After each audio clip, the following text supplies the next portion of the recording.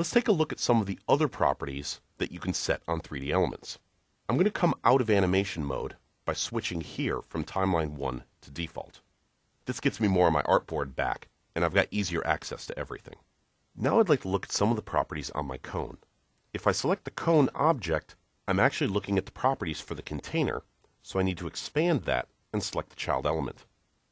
Locating the particular object that you're looking for will be a little bit different depending on the source of your 3D model. If you, for instance, got it from XAM 3D, this is how it might look, but another modeling tool may be a little different. There are three categories here: Materials, Transform, and Miscellaneous. As I expand these, you'll notice that some of the properties are marked in green. When we had talked about resources before, you'll remember that a green property is one that's bound to a resource. I can disconnect these by clicking on the property marker and converting it to a local value. So now when I click on the white box, this will show me all the information that makes up the back material.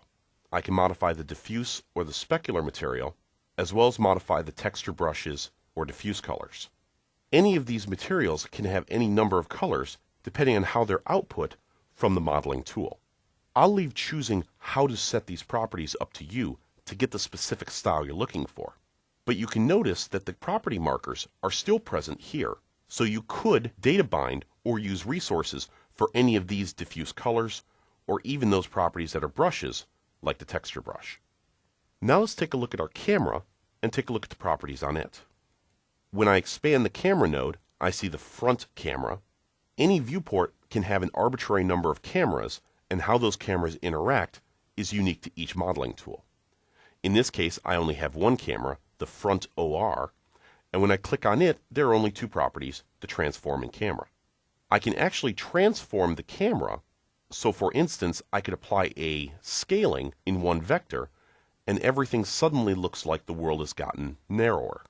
I can scale on any particular axis that I want, and with the property markers, I can even data bind the scaling to whatever I might need. The next category, the camera, allows access to the specific properties of the camera. In some instances, say when you're working with a technical diagram or an architectural diagram, you may want an orthographic camera, which changes so that the camera doesn't allow perspective. I'm going to press Ctrl-Z to undo that, because if you notice at the top, switching the camera type has deleted some of my animations. Certain animations are invalid based on the camera type, but when I press Ctrl-Z, not only does it switch back to the camera I want, but the animations are restored.